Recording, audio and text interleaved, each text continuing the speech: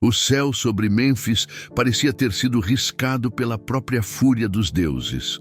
Ao longe, as colinas de areia ondulavam como serpentes douradas, mas naquele dia, nenhuma beleza do deserto resistia ao avanço cruel da tempestade. Os ventos gritavam como viúvas desamparadas, assobiando entre os pilares dos templos, arrancando toldos, levantando poeira e medo. Uma tempestade de areia não era apenas um fenômeno natural. No Egito Antigo, era sinal, era aviso, era castigo ou prenúncio. Dentro do harém real, tudo era abafado. O ar, os passos, as palavras. O tempo ali parecia desacelerar, como se cada segundo precisasse ser medido com o mesmo cuidado que se mede o vinho nos copos da realeza. Era um lugar de aromas doces e vozes sussurradas, de rituais silenciosos e olhos sempre baixos. Entre as cortinas de linho, as mulheres do palácio se movimentavam como sombras. Algumas esposas, outras concubinas, outras apenas servas que não tinham nome, apenas função. Citra era uma dessas. Sua existência se resumia ao carregar jarras d'água, lavar panos manchados de sangue feminino e esvaziar bacias cheias de segredos. Ninguém a notava, e quando notavam, era para mandar que se afastasse. Mas o dia em que a tempestade rugiu sobre Mênfis seria também o dia em que o destino, com a mesma fúria cega do vento, arrebentaria as correntes invisíveis que a prendiam ao esquecimento. A rainha, grávida de 9 luas, estava inquieta desde o amanhecer. Suas mãos descansavam sobre o ventre, como se temessem que ele explodisse a qualquer instante. E então, sem aviso, sem grito, sem cerimônia, a dor veio, e com ela, o sangue. Um pânico contido espalhou-se pelo harém.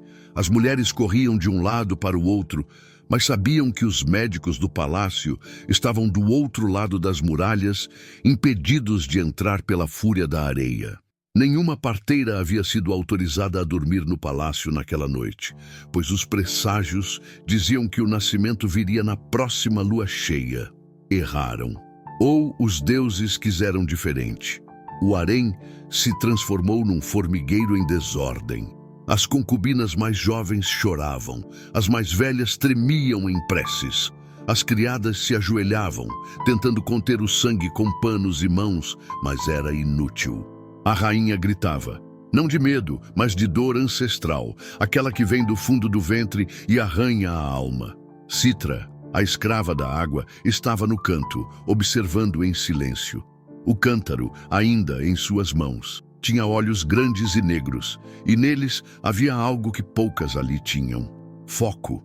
Ela conhecia aquele som, conhecia aquele cheiro. Era o mesmo que sentira nos campos da sua aldeia, nas noites em que sua avó conduzia partos sob a lua cheia, com apenas fogo, ervas e cantos. Ninguém a mandou falar, mas ela falou: se ninguém vier, o menino vai morrer, e ela também. As outras servas a fitaram com horror. Uma escrava falando assim? Um absurdo, uma afronta. Mas alguém escutou. Uma concubina de meia-idade, que já vira 5 partos e 2 enterros, virou-se para ela com olhos cheios de desespero. Sabes o que fazer? Citra respirou fundo. Sentiu o cheiro do medo no ar, misturado ao sangue real. O coração batia como tambor de guerra. Por dentro, era tempestade. Por fora, um espelho. Sei, respondeu apenas. E então, como se os papéis do mundo tivessem sido rasgados e reescritos por mãos invisíveis, as mulheres se afastaram.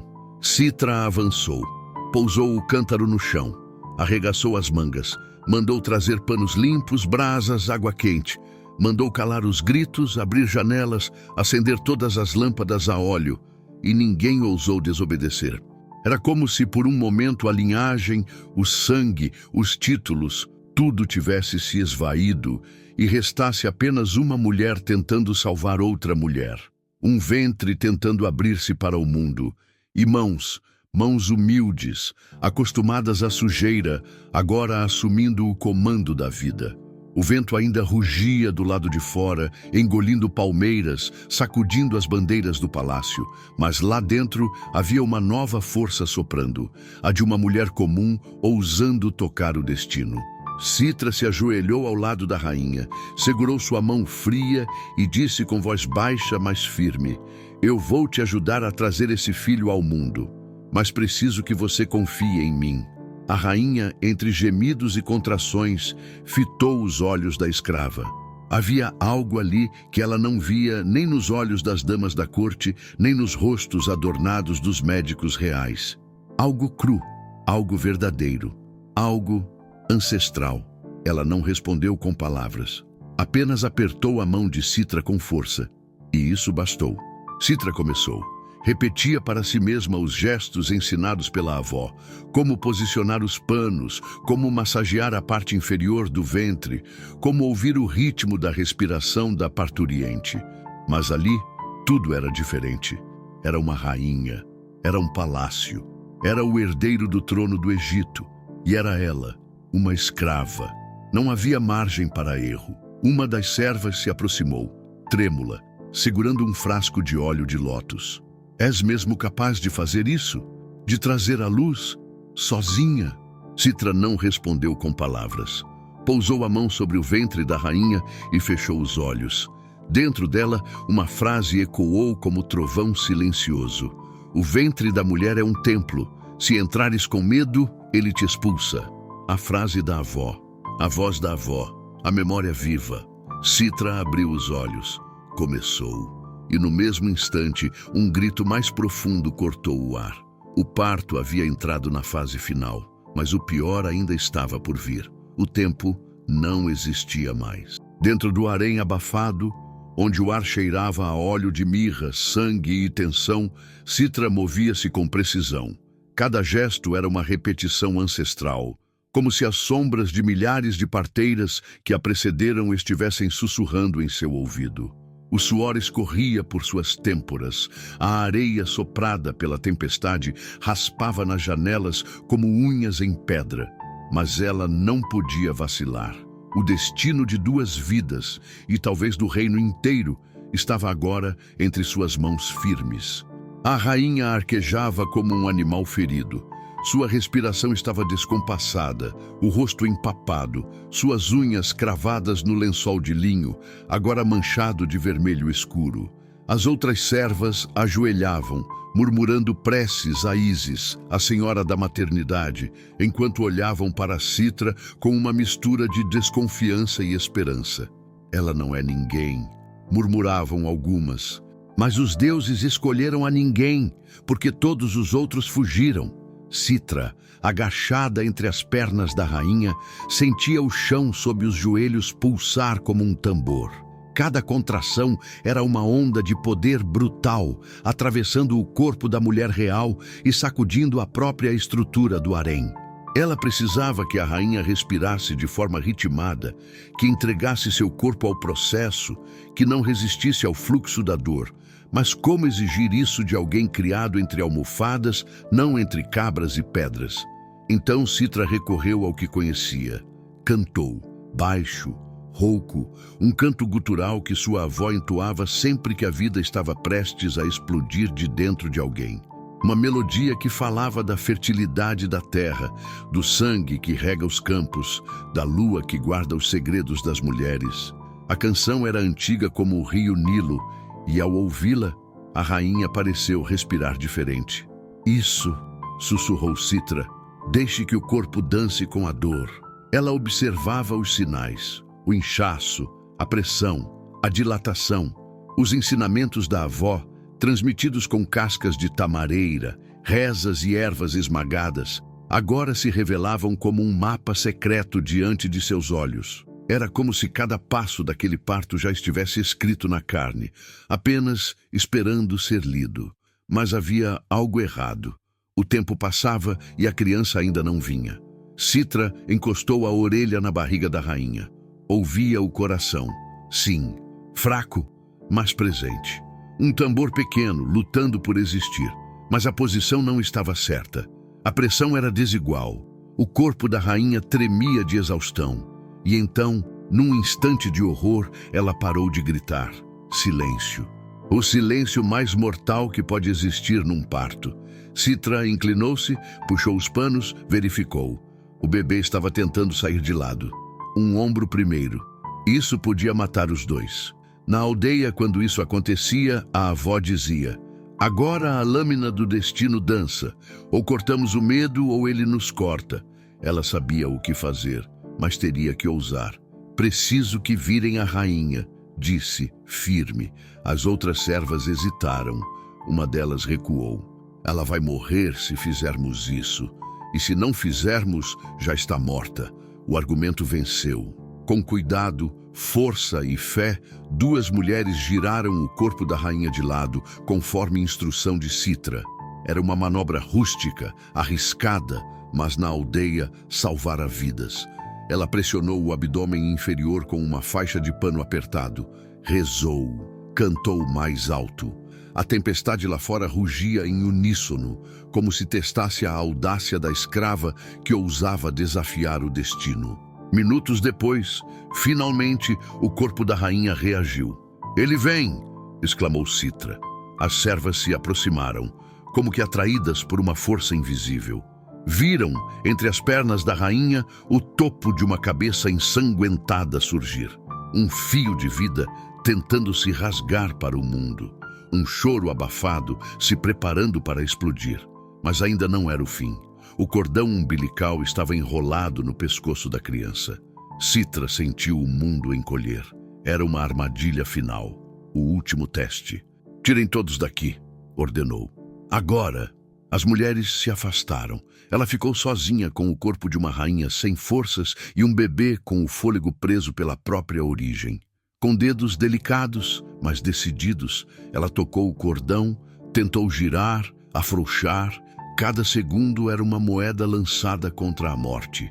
E então, num gesto hábil, conseguiu soltar o nó. Puxou com cuidado, apoiando a cabeça da criança com a mão. E com um último impulso, o bebê escorregou para o mundo molhado, vermelho, revoltado com a luz. Por um instante, silêncio. Depois, um grito, não de dor, de nascimento. O choro do recém-nascido ecoou como um trovão dentro do harém. As servas do lado de fora se ajoelharam. Algumas choraram, outras simplesmente riram. A tempestade, como se satisfeita, começou a se dissipar. Citra segurou o bebê contra o peito, verificou os sinais. Era um menino forte, o herdeiro, o futuro do trono. As mãos pequenas já se fechavam com fúria, como se exigissem o mundo desde o primeiro instante. Mas a vitória não estava completa. A rainha estava inconsciente, sua pele fria. Citra se ajoelhou ao lado dela, pousou o bebê sobre o peito da mãe e sussurrou: "Volte, o seu filho precisa de você. O Egito precisa de você." Com um pano embebido em água e mirra, limpou o rosto da rainha, massageou os pulsos, procurava sinais, vida, nada. Mais uma vez, Citra se lembrou da avó. "A alma da mulher se afasta no parto. Tua missão é trazê-la de volta." E então, pela primeira vez, Citra orou. Não com palavras aprendidas, com palavras sentidas. "Ísis, mãe dos deuses, ela é tua filha. Ouve meu clamor, deixa-a ficar." E como se a deusa escutasse, os olhos da rainha se abriram. A respiração da rainha voltou como uma onda tímida, arrastando-se de volta à praia depois de ter sido engolida pelo mar.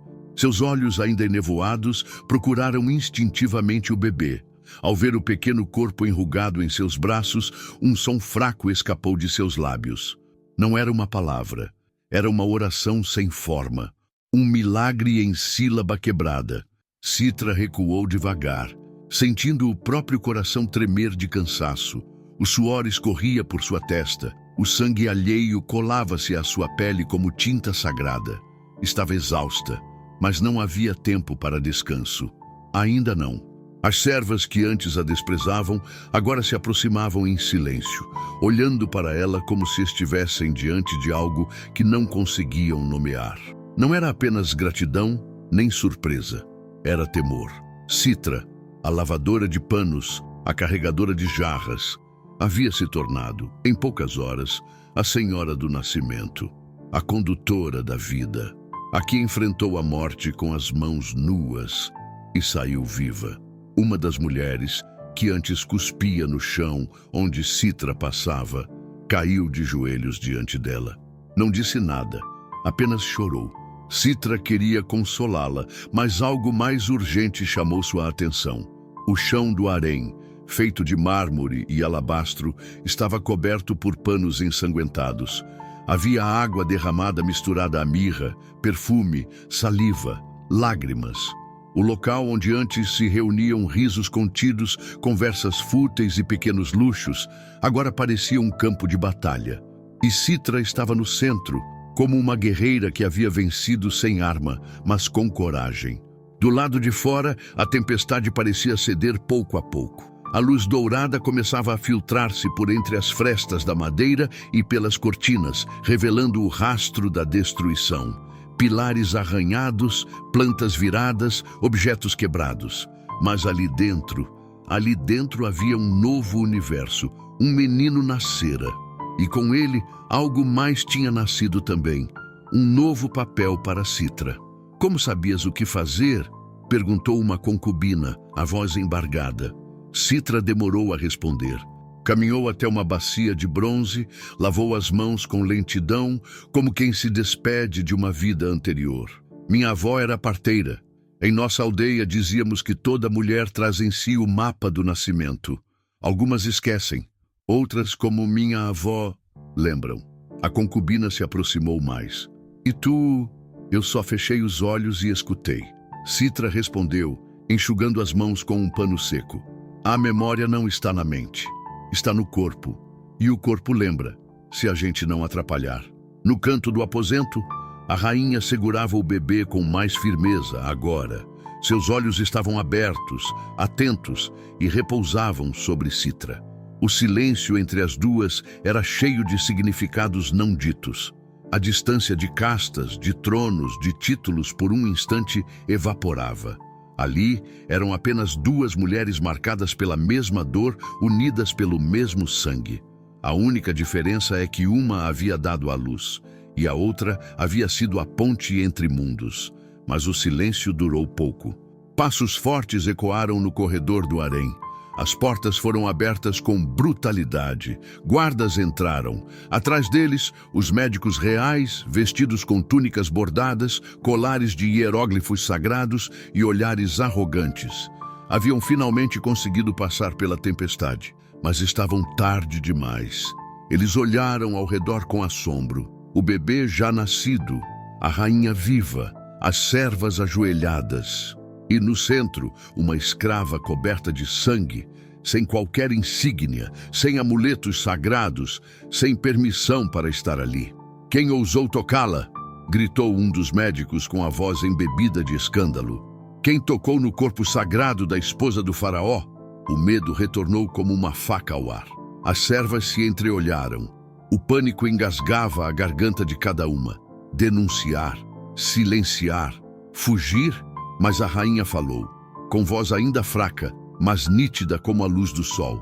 Foi ela, disse apontando para Citra, e graças a ela estamos vivos. Os médicos ficaram imóveis. Um deles engoliu em seco, outro balbuciou. Mas ela é uma serva, uma escrava. A rainha sustentou o olhar. Seus olhos estavam ferozes. O parto havia feito dela não só mãe, fez dela leoa. Uma escrava que salvou o trono. Alguém aqui fez mais que ela? Silêncio. Citra olhou para os homens de túnica com serenidade. Não havia arrogância em seu rosto, apenas uma verdade que queimava. Ela fez o que eles não conseguiram, e isso era imperdoável. Um dos médicos aproximou-se da criança, tentou pegá-lo, mas a rainha o afastou com um gesto. Não. Ela é quem o segurará até que o pai venha vê-lo. Foi a primeira vez na história do harém que uma rainha mandou que uma escrava segurasse o herdeiro real em público diante de todos. Citra pegou o bebê com mãos trêmulas e naquele instante soube que sua vida jamais voltaria a ser a mesma. Ela não pertencia mais à sombra. agora era parte da chama. E o harém, que antes era prisão, agora era altar. Mas quando os guardas saíram às pressas para avisar o faraó, um pensamento cortante atravessou o coração de Citra. Os deuses podem elevar, mas os homens não gostam quando alguém salta o muro do destino, e o preço pela audácia talvez ainda estivesse por vir. Na aurora seguinte, quando os primeiros raios do sol tocaram as paredes de Mênfis com sua luz dourada e silenciosa, o palácio parecia exalar um novo perfume. Não era incenso, era a fragrância invisível daquilo que havia mudado, não apenas no corpo da rainha, mas na alma daquele lugar. Um herdeiro havia nascido. E ao contrário do que estava escrito nos registros preparados pelos escribas, ele não fora recebido pelos médicos reais, nem pelas parteiras da corte. Fora arrancado do ventre real pelas mãos de uma escrava. Citra, envolta num manto de linho limpo, caminhava como quem pisa entre dois mundos, o que a rejeitava e o que por um breve instante a havia venerado. As servas que ontem a ignoravam, agora desviavam o olhar. Algumas com culpa, outras com inveja. Nenhuma sabia como tratá-la. Ela não era mais escrava comum, mas também não era livre. Estava num limbo feito de silêncio, rumor e medo. Dormira pouco, quase nada. As imagens do parto ainda estavam gravadas em sua retina. O sangue, o cordão, o choro do bebê, o momento em que a vida e a morte dançaram diante dela como serpentes rivais. A cada vez que fechava os olhos, ouvia o sussurro da avó. A mulher que faz nascer carrega o poder dos deuses por um instante. Mas cuidado, menina, os deuses não gostam de ser desafiados por muito tempo. E agora, os homens vinham. Os guardas se apresentaram com seus uniformes impecáveis, sandálias de couro polido e expressões duras. A chamaram pelo nome que ela mal usava, Citra, e disseram apenas: "O faraó quer vê-la, agora." Ela não perguntou por quê, não protestou. Lavou o rosto, amarrou os cabelos e caminhou com eles sob os olhares atentos de todas as mulheres do harém. Passou por colunas de papiro, por pátios internos, por corredores que nunca imaginou pisar como protagonista. Sentia o chão de pedra sob os pés, como se fosse lama ou brasa. A qualquer momento poderia afundar ou queimar. Foram longos os passos até a sala do trono. Ali, onde o chão era polido como espelho, onde as paredes estavam cobertas de cenas de guerra, oferendas e glórias eternas, estava ele, o faraó do Egito. Imponente como uma esfinge, coberto de ouro, envolto no silêncio que só os deuses conseguem manter por tanto tempo. Seus olhos eram escuros e frios como a pedra do Nilo. A seu lado, escribas, sacerdotes e conselheiros. E atrás, em posição de observação, os mesmos médicos que haviam chegado tarde demais. Citra manteve os olhos baixos, mas sentia. Cada olhar sobre ela era uma lança. O faraó permaneceu calado por longos minutos, observando-a, estudando-a. Então falou: "Estiveste com minha esposa, trouxeste meu filho ao mundo." Foi uma afirmação, não uma pergunta. Citra assentiu. "Sim, meu senhor." Sem instrução, sem permissão, sem direito. Ela hesitou, mas a voz saiu clara, sem opção. Houve um murmúrio na sala. Um sacerdote pigarreou como se quisesse intervir, mas o faraó ergueu a mão e silenciou todos. "Sabes o que fizeste?" Citra respirou fundo. "Salvei 2 vidas. O resto não depende de mim." O faraó se levantou de seu trono. Seus passos ecoavam como tambores antigos, enquanto caminhava em direção à escrava. Ele era alto, robusto, com o olhar treinado de quem conduz homens e lê mentiras como se fossem papiros abertos. Quando a tempestade passou e eu soube o que havia acontecido, perguntei aos deuses se deveria puni-la por tocar aquilo que é sagrado. Citra não moveu um músculo, mas então vi o rosto de meu filho e os olhos de minha esposa. Ele se deteve diante dela e compreendi que os deuses não te puniram, porque naquele instante tu eras instrumento deles. Ela não sabia se aquilo era salvação ou sentença. O faraó continuou: os médicos dizem que fizeste tudo errado, que foi sorte, que não compreendes os riscos. Ela encarou o chão. Eu não compreendo a ciência deles, mas compreendo o corpo de uma mulher que está morrendo. Silêncio. E então, o inesperado. O faraó deu um passo atrás, olhou para os escribas. Escrevam: hoje será decretado: nenhuma mulher que salva uma rainha deve viver como escrava. Os olhos de Citra se arregalaram, mas ela não falou. Sentia como se o chão tivesse desaparecido sob seus pés. Liberdade. A palavra era tão improvável em sua vida quanto um eclipse no meio do inverno. Sempre ouvira sobre ela como quem ouve lendas. Mas agora estava sendo pronunciada diante de todos. Tua liberdade é um fato. Mas o que farás com ela? Perguntou o faraó. Citra não respondeu de imediato. Pensou, sentiu e então disse: se me for permitido, quero aprender, quero servir. De outra forma, quero ajudar outras mulheres a sobreviver como ela sobreviveu. O faraó assentiu. Falarás com a rainha. Ela decidirá teu caminho.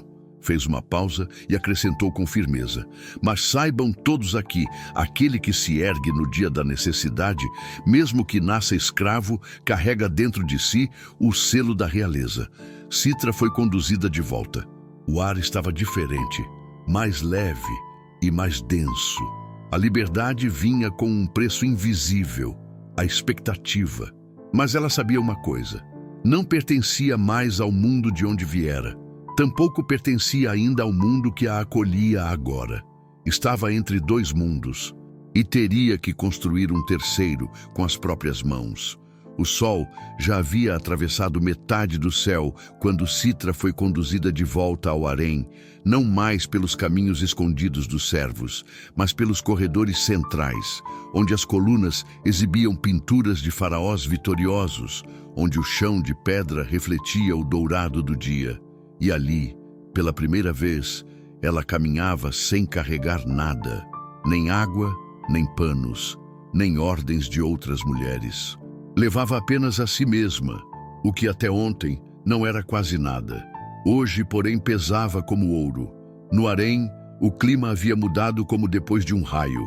A claridade parecia mais nítida, os cheiros mais intensos. As mulheres que antes a ignoravam, agora sussurravam seu nome com temor e reverência, como se ela fosse um feitiço ou uma profecia. Uma escrava não se tornava livre assim, da noite para o dia. Não por mãos reais, não sem levantar suspeitas. Mas o fato estava gravado. Ela havia sido liberta, não por pena, nem por acaso, mas por mérito. E isso incomodava mais do que qualquer escândalo.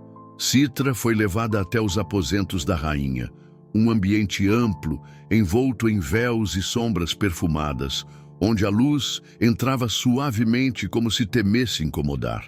A rainha estava deitada, coberta por um manto de linho branco, com o filho dormindo ao seu lado em uma cesta decorada com flores de lótus e penas de íbis.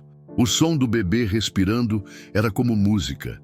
A vida ali era palpável. Ao ver Citra, a rainha ergueu uma mão, não como um gesto de mando, mas de saudação, de convite. Senta comigo, disse ela, a voz ainda débil, mas firme.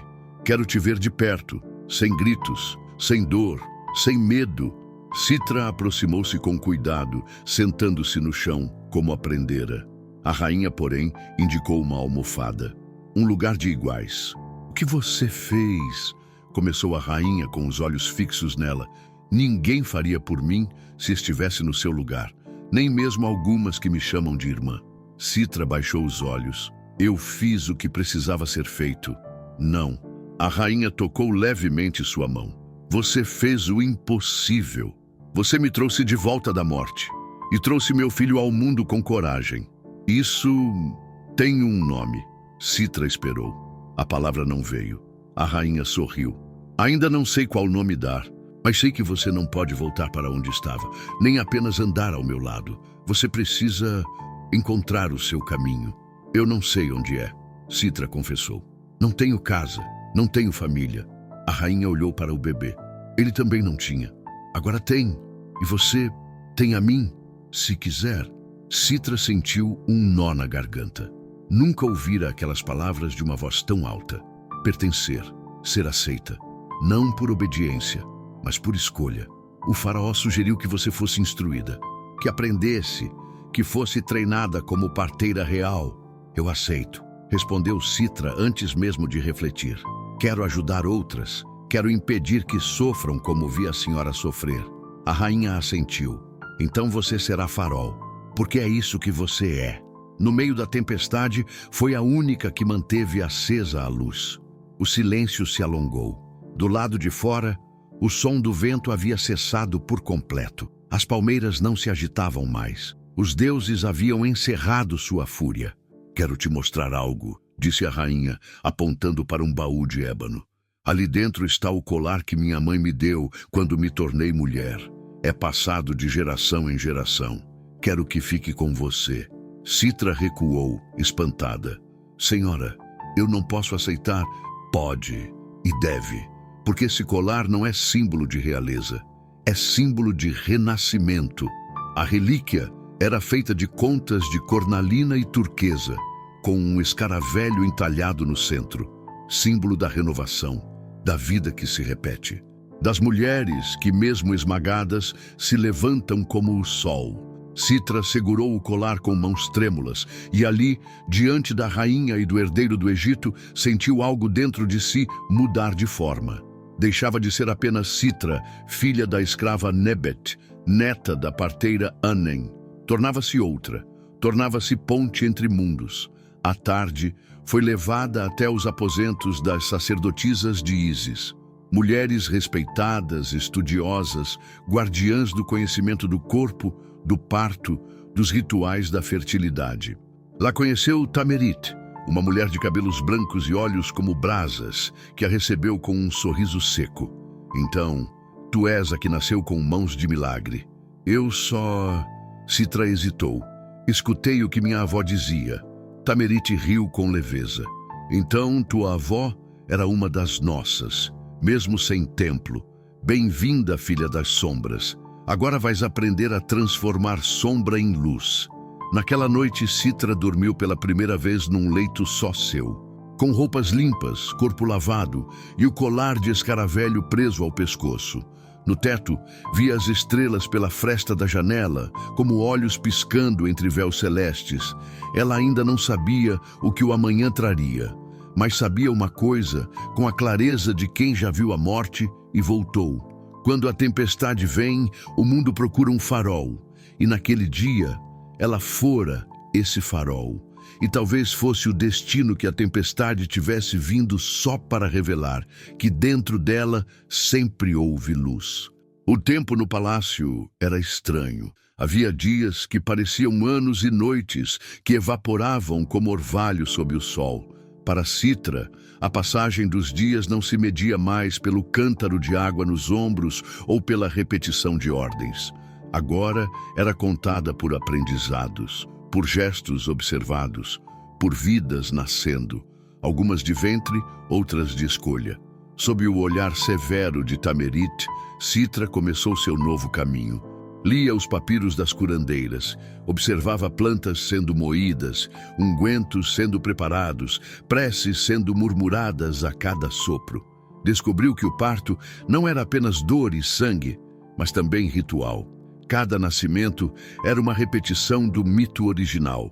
Ísis dando à luz Horus, no pântano, longe dos olhos de Sete. E toda parteira era, por um instante, a própria deusa, abrindo caminhos onde antes só havia treva. Mas mesmo envolta nesse novo mundo, Citra sabia. Sua história ainda não havia se assentado. A tempestade passara, sim, e a criança nascera, mas havia algo ainda em aberto. Um olhar que não a deixava, uma dúvida não resolvida. E então, o chamado veio. No 7º dia após o parto, ao entardecer, um guarda do palácio surgiu na entrada dos aposentos das sacerdotisas. Não anunciou, não explicou, apenas disse: o faraó quer vê-la, sozinha. As sacerdotisas trocaram olhares. Tamerit estreitou os olhos. Vai, mas vai com sabedoria e com memória, porque nem todo presente real é um presente sem espinho. Citra vestiu-se com uma túnica simples, mas limpa. Prendeu os cabelos como as iniciadas faziam e caminhou atrás do guarda com passos firmes, ainda que o coração pulsasse descompassado. Já não era a mesma de antes, mas também não se iludia. O poder no Egito era um rio profundo, cheio de redemoinhos. Bastava um passo em falso para ser arrastada. Na sala do trono, o cenário era outro, menos pomposo, mais silencioso. O faraó estava sozinho, sentado num banco de ébano, sem coroa, sem colar, apenas com um manto leve que deixava transparecer o homem por trás do Deus. Ele observava um mapa sobre uma mesa de pedra. Quando Citra entrou, ele não olhou de imediato. Apenas disse: "Sabe por que está aqui?" Ela não respondeu. Esperou. O faraó se virou finalmente e seus olhos eram menos duros do que da primeira vez. Mas havia ali algo mais perigoso que dureza: curiosidade. Porque tua história não me sai da mente. E isso, pequena Citra, é raro. Ele se levantou e caminhou até uma pilastra onde jazia um pequeno baú aberto. Dele, tirou um pedaço de linho enrolado. Quando desfez o tecido, revelou uma pequena estatueta. Uma mulher segurando uma criança nos braços, feita de marfim antigo. Este é um artefato de 1000 anos. Representa Tate, deusa dos partos, mãe dos tecelões do destino. Sempre que uma mulher toca o limiar entre vida e morte, ela está de novo criando o mundo. Você fez isso. Citra não sabia o que responder. Aquilo não era bajulação, era reconhecimento e peso. Quero te fazer uma proposta, continuou o faraó. Quero que te tornes parteira-mor do harém, não apenas como aprendiz, mas como autoridade. Quero que ensine outras, que prepare mulheres para fazerem o que você fez. Que o conhecimento da tua avó, vindo da poeira, se transforme em escola. Em Pilar, ela sentiu as pernas vacilarem. Aquilo era mais do que liberdade, era nome, era voz. Aceitas? Ela hesitou, pensou em tudo o que carregava. O medo das outras mulheres, o ressentimento dos médicos, o risco de ser mais do que deveria ser. Mas então lembrou da dor da rainha, do choro do bebê, da melodia que cantara, do sangue. Aceito, respondeu, com voz firme, mas com uma condição. O faraó arqueou a sobrancelha. Que não me deem um novo nome. Não quero ser renomeada para caber em algum título. Quero continuar sendo Citra, porque foi com esse nome que eu entrei no fogo. E com ele quero caminhar adiante. O faraó riu. Não um riso zombeteiro, mas um daqueles que só os poderosos soltam quando são contrariados de forma inesperada. Então seja Citra, a que ergueu o futuro do Egito com as próprias mãos. Ele estendeu o braço. Numa bandeja ao lado, repousava uma pulseira de ouro, com um escaravelho azul cravado no centro. Era o símbolo das mulheres ligadas ao nascimento e à proteção dos vivos. Era mais que um adorno. Era uma permissão de acesso, um escudo, um sinal de que ela agora era parte de algo maior. Citra a recebeu com reverência, mas ao tocá-la soube. Aquele gesto selava um novo pacto, a de que nunca mais poderia se esconder, nunca mais seria invisível. Ao sair da sala, cruzou os corredores do palácio com outros olhos. Já não andava entre paredes, andava entre decisões. Cada mulher que olhasse para ela agora veria possibilidade ou ameaça, porque havia ousado ser ponte entre mundos. E agora tinha que ser fundação. Mas antes de dormir naquela noite, ao acender uma lamparina em seu quarto novo, Citra segurou a pulseira entre os dedos e murmurou: "Avó, eu estou aqui e ainda escuto. Liberdade." Uma palavra tão falada em murmúrios pelas escravas, tão sonhada à sombra das muralhas do harém, mas tão pouco compreendida. Para muitas, era apenas a ideia de sair, correr, viver longe do palácio. Para outras, era um desejo distante, como uma miragem entre as dunas. Para Citra, liberdade sempre fora um espaço interno. um recanto que ninguém podia acorrentar, onde as lembranças de sua avó e os cantos de parto sempre pulsaram vivos, mesmo quando carregava água sob o sol escaldante. Mas agora, a liberdade era externa, concedida, oficial, reconhecida. E com isso, vinham as perguntas. Citra foi apresentada à corte feminina numa cerimônia silenciosa, longe dos salões onde o ouro brilhava e os tambores celebravam conquistas. Era um momento entre mulheres, com véus, perfumes e olhos atentos.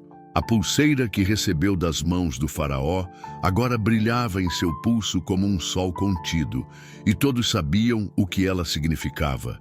Não era mais serva, era livre.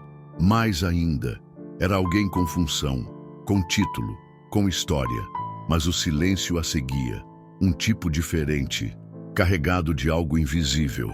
Quando caminhava pelos corredores do harém, sentia os olhares das antigas companheiras de labuta.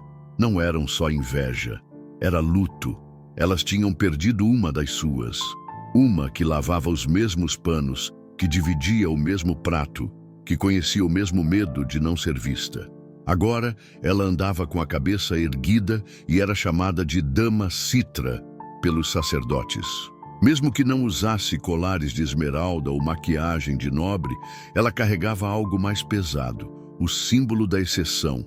E ser exceção é carregar a solidão da diferença. Elas te olham como se você tivesse fugido de um incêndio e deixado todas para trás, disse Tamerit certa noite, enquanto misturava óleo de lótus com essências de cânfora. Citra suspirou. Eu não quis deixá-las, mas foi deixada. Quando o faraó estendeu a mão, ele não alcançou todas. Alcançou você. O resto cabe a ti agora. E o que eu posso fazer? Tamerit a olhou como quem desafia. Lembrar, ensinar, repartir, fazer com que a tua vitória não seja só tua. Essas palavras ficaram com Citra como semente enterrada. Naquela mesma semana, começou a caminhar entre as servas com outra intenção. Sentava-se ao lado delas durante os intervalos. Perguntava sobre suas dores, suas histórias, suas perdas. Algumas a evitavam, achando que era apenas protocolo, mas outras começaram a ouvir. E logo a aprender. Ela não era uma nobre disfarçada, era uma delas com uma nova pele. Começou a anotar tudo o que sabia, com a ajuda de uma jovem escriba chamada Nefret. Em papiros improvisados, começou a registrar os ensinamentos da avó, os cantos antigos, as manobras do parto, os sinais de risco, os usos das ervas e, o mais importante, como manter viva a coragem durante a dor. Logo, aquelas folhas se espalharam entre os aposentos. Mulheres liam baixinho, escondidas, como se manuseassem feitiços. Mas não eram feitiços, eram instruções de sobrevivência. A sabedoria das margens do Egito, agora circulando entre as colunas de pedra. Um dia, uma jovem escrava se aproximou com lágrimas nos olhos. Minha irmã vai dar à luz, ela está com medo, mas eu li o que você escreveu. Eu acho que posso ajudá-la. Citra segurou suas mãos. Você pode, não por mim, mas porque isso sempre esteve em você. E ali entendeu. Liberdade não era sair do harém, era mudar o que o harém significava. Era plantar raízes em solo duro e fazê-las florescer mesmo em silêncio. Certa noite, a rainha chamou Citra. Estava mais recuperada, forte. O bebê dormia em seus braços como se o mundo inteiro estivesse em paz. Você tem feito muito mais do que esperávamos. Transformou tua experiência em legado. Citra sorriu com humildade. Não posso esquecer de onde vim. A rainha a encarou com ternura e firmeza. E por isso, você nunca mais voltará para lá. Entregou-lhe um novo pergaminho com o selo real. Era o decreto oficializando Citra como mentora das futuras parteiras do palácio. Um novo título, guardadora dos nascimentos. Mais do que um nome, era uma ponte permanente entre sua origem e seu destino. Mas nada tocou Citra tanto quanto o gesto que veio em seguida. A rainha a levou até o berço, ergueu o bebê e o colocou nos braços dela. Ele terá muitas amas, muitos tutores. Mas quero que saiba que a primeira pessoa a segurá-lo quando respirou neste mundo continua por perto, para protegê-lo, para lembrá-lo do que é coragem. Citra sentiu o pequeno corpo contra o seu. Os olhos do menino se abriram brevemente e ela jurou ver ali um lampejo do futuro, não como presságio, mas como certeza. Naquela noite, enquanto escrevia mais uma lição para suas alunas em um novo rolo de papiro, rabiscou uma frase que saíra do fundo da alma. A liberdade verdadeira não é dada, é feita, não com gritos, mas com mãos que tocam a vida. E soube que, enfim, compreendia o que era ser livre. Não era ser exaltada, era ser útil. O tempo passou como o Nilo após as cheias, arrastando tudo o que era frágil, mas alimentando o que criava raízes. Citra, agora oficialmente reconhecida como guardadora dos nascimentos, tornou-se presença constante não só nos aposentos do harém, mas também nos templos dedicados a Ísis, Hathor e Tait, as deusas que velavam pelos partos, pelos corpos das mulheres e pelo ciclo infinito da vida. Mas mesmo em meio a oferendas, cânticos e papiros, Citra jamais esqueceu de onde viera. Não era sacerdotisa de linhagem, nem filha de escribas. Era neta de Anen, a parteira do deserto. E tudo o que sabia, tudo o que agora ensinava, era a memória viva da poeira, das cabanas de palha, do sangue nas mãos nuas, dos olhos das mulheres que gritavam por socorro longe dos salões de pedra. Mesmo assim, seu nome começou a se espalhar. Quando esposas de nobres entravam em trabalho de parto, pediam por ela. Quando havia complicações nas aldeias próximas ao palácio, os guardas buscavam Citra em meio à noite. E ela ia, sem exigir oferendas, sem recusar suor. Ela ia porque sabia. Ali estava sua missão. Seu nome começou a ser sussurrado em templos. Algumas sacerdotisas torciam o nariz. Afinal, ela não viera por iniciação, mas por sobrevivência. Outras, no entanto, a escutavam. E logo, as aulas que ministrava às servas e aprendizes foram autorizadas também nos templos. Ela ensinava com palavras simples, com o corpo, com os olhos, com empatia, com verdade. Num dia de lua crescente, foi chamada para o templo de Ísis, à margem do Nilo. Lá, uma jovem estava prestes a dar à luz, mas o bebê estava atravessado e as sacerdotisas não sabiam como agir. Ao chegar, Citra pediu que todas saíssem. Ficou apenas ela, a parturiente, e o som suave da água do rio batendo nas pedras. Ajoelhou-se, tocou o ventre da mulher, fechou os olhos e cantou, o mesmo canto que sua avó entoava sob as estrelas, o mesmo que ela cantara no harém diante da rainha. Era um som antigo, feito de areia, leite e sal. A criança nasceu minutos depois. Saudável, forte, gritando como um trovão. As sacerdotisas a receberam de volta como quem vê um milagre, mas Citra apenas disse: o corpo sabia. Eu só ajudei a escutar. Na volta para o palácio, sentada em um pequeno barco, Citra observava o reflexo das estrelas no Nilo. Ao seu lado, Nefret, a jovem escriba que agora a acompanhava em quase todas as jornadas, escreveu em um novo papiro: entre os deuses e os homens, há um ponto onde a mulher se torna ponte. Citra caminha por esse ponto com os pés descalços e as mãos limpas.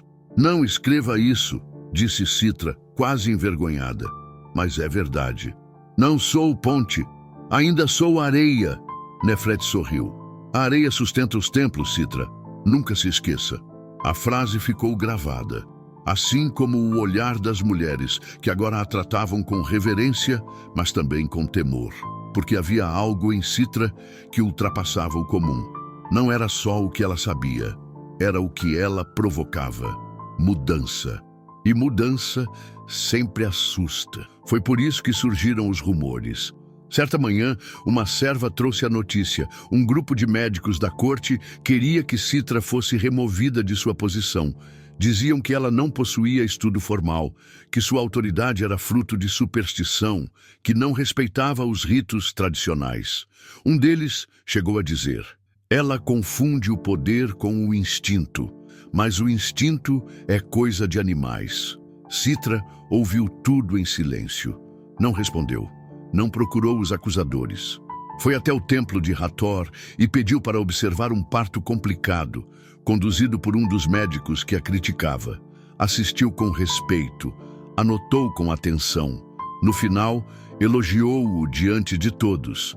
No dia seguinte, esse mesmo médico procurou-a em particular. Por que não me enfrentaste? Porque não estou aqui para vencer ninguém, respondeu ela. Estou aqui para impedir que alguém morra. A humildade dela desarmava mais do que qualquer decreto.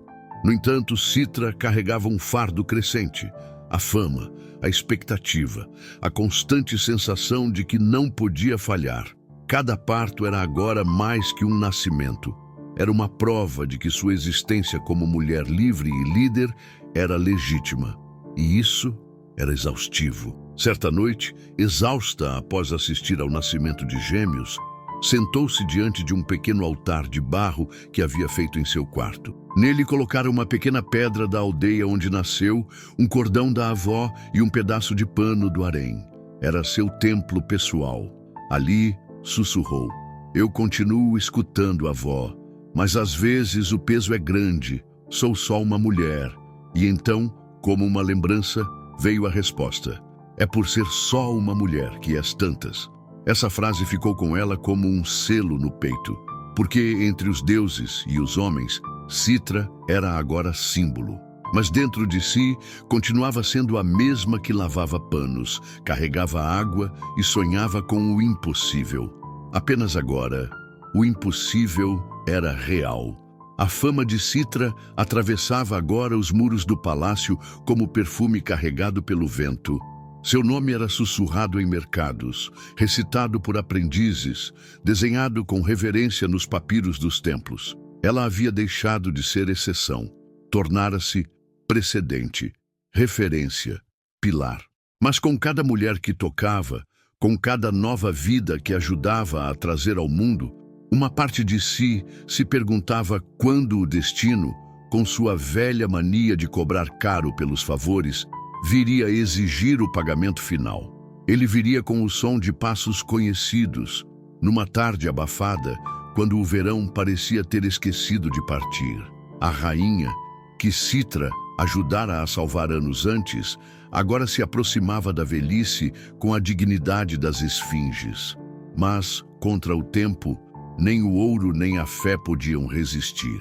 Ao engravidar novamente, já em idade avançada, os médicos do palácio cochicharam com rostos tensos. E quando a notícia se espalhou, não houve celebrações, apenas temor. Era um risco grande demais, e só uma pessoa poderia conduzi-la no fio dessa navalha: Citra. O chamado veio como sempre, urgente, inevitável, sagrado. Citra não hesitou. Entrou nos aposentos da rainha como da primeira vez, com as mãos vazias, mas o coração cheio de memórias. Era o mesmo espaço, os mesmos perfumes, as mesmas cortinas, mas tudo carregava um peso novo, o da história vivida. A rainha sorriu ao vê-la, mas era um sorriso pálido, doído. Nunca achei que viveria para te chamar novamente, disse com voz embargada. Mas parece que os deuses decidiram que o ciclo se fecharia onde começou. Citra segurou sua mão. Estava fria, frágil. Ele vai nascer.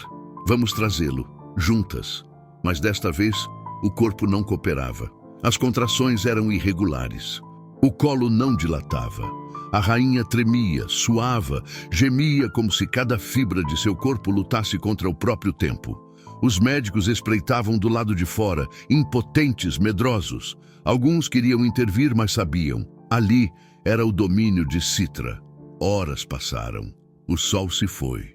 A lua subiu. As velas queimavam com aroma de canela e morte. Citra massageava, cantava, soprava bênçãos.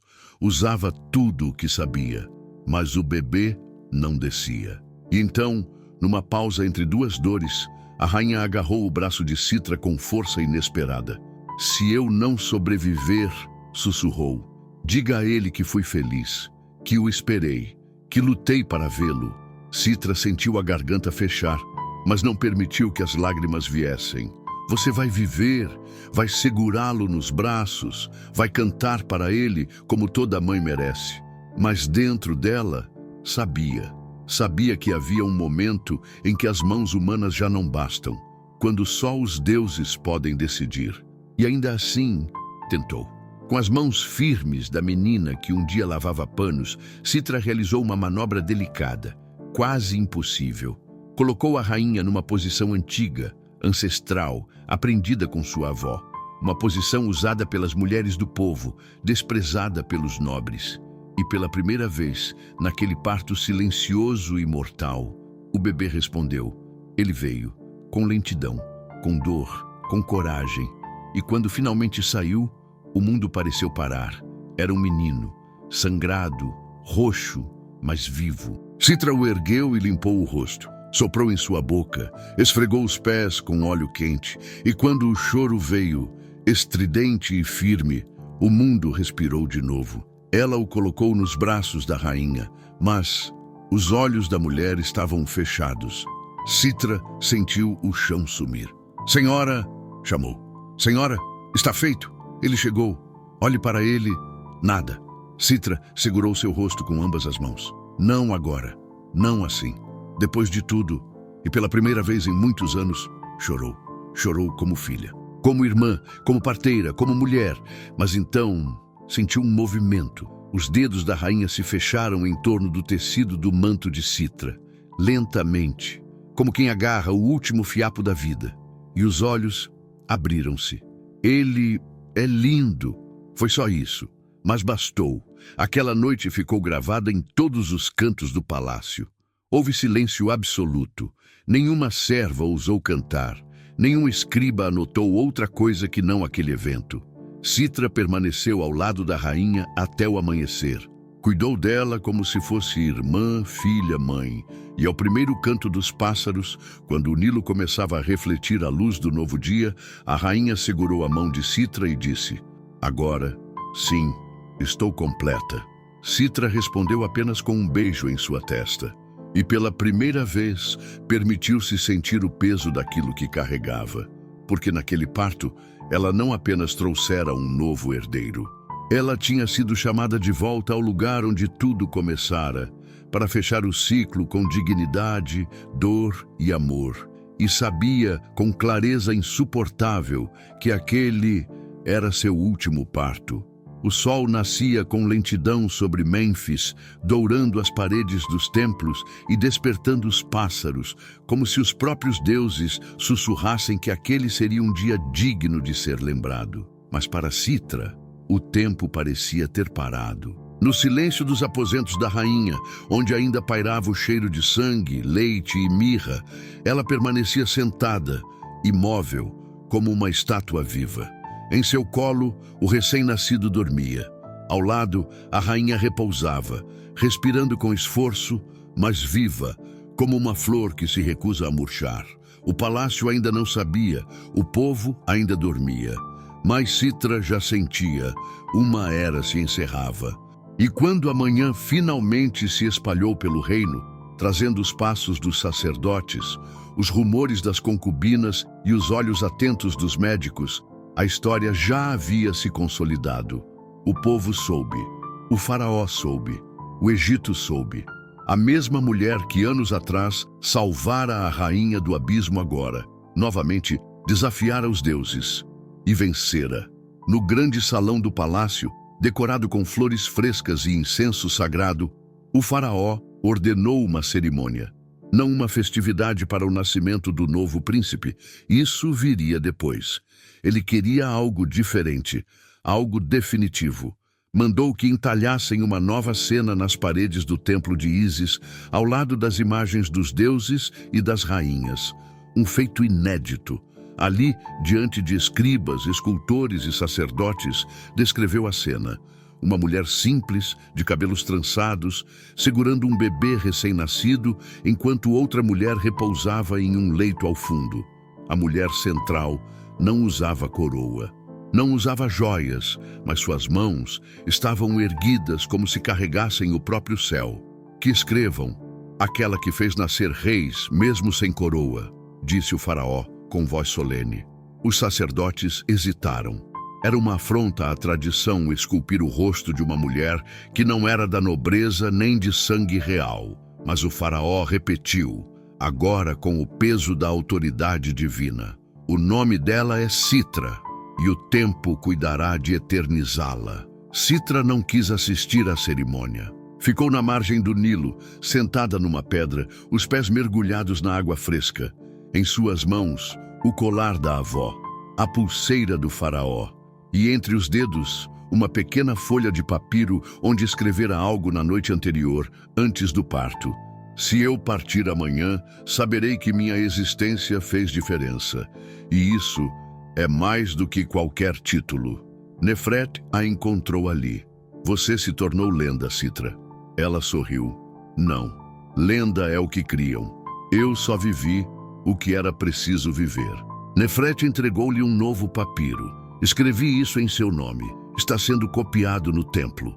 É o seu ensinamento final. Citra leu em silêncio. A mulher que escuta o corpo, que honra a dor e canta para a vida, carrega em si o sopro dos deuses. Que todas as que vierem depois saibam, o nascimento é poder, e nas mãos de uma mulher comum, o impossível é apenas o começo. As palavras lhe causaram um nó na garganta. Não me sinto pronta para o fim. Talvez não seja o fim, disse Nefret. Talvez seja o começo de uma outra coisa. E foi. Nos anos seguintes, Citra dedicou-se a ensinar, não só nos templos, mas nas aldeias. Organizou a primeira casa de partos do reino, fora do harém, aberta às mulheres do povo. Lá, servas, escravas, camponesas e esposas de mercadores podiam aprender, cuidar e dar à luz com dignidade. Passou a ser chamada de Mãe das Mães, um título que recusava, mas que o povo repetia com devoção. Quando envelheceu, recusou o luxo. Morava nos fundos do templo de Ísis, num quarto pequeno, onde mantinha 3 objetos. O colar da avó, uma sandália velha, símbolo da serva que fora, e uma estatueta de marfim, igual à que o faraó mostrara, de Tait, com um bebê nos braços. Morreu numa tarde serena, com os dedos entrelaçados aos de Nefret, agora sua filha de alma. As mulheres do Egito choraram, mas também cantaram. Cantaram o mesmo canto que ela entoara nos partos, o mesmo que sua avó cantava nas noites de lua cheia. O templo de Ísis ficou repleto. Sacerdotisas e camponesas se ajoelharam lado a lado, e ali, diante da parede onde sua imagem estava entalhada entre os deuses, uma nova inscrição foi feita, à mão por uma mulher que insistiu em gravar com as próprias unhas, como se tatuasse o tempo. Citra não pertence à nobreza, pertence ao eterno. E nos séculos que se seguiram, quando o palácio virou ruína e os nomes dos reis foram esquecidos nas areias, ainda havia parteiras nas aldeias do Egito que diziam, ao início de cada parto, lembremos de Citra, aquela que fez nascer reis com mãos nuas. E assim ela nunca partiu, porque como dizia o ditado das areias, quem salva uma vida, renasce para sempre.